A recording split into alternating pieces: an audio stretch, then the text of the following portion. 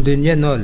Тиги дүние вечный деп атат. Вечный биринчиге коюш керекпи? Же убактылуу эле? Тиги дүниеге барганда сурайт экен, канча жашадың деп. Айтат экенсиң, 2 саат, 3 саат эле жашаган деп көрүнөт экен. 2 саат же 1 сааттай эле көрүнөт экен. Бул дүние ноль дүние экен да. Бул дүниеде только экзамен экен. Осы жакшы мамилең, жакшы немең, ибадат кылыш бүт экзамен. Бул дүниеде жашоо жок.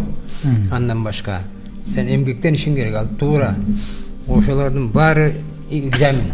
Туура эмгектенип, жанагындай коррупция дегендер жок болуш керек.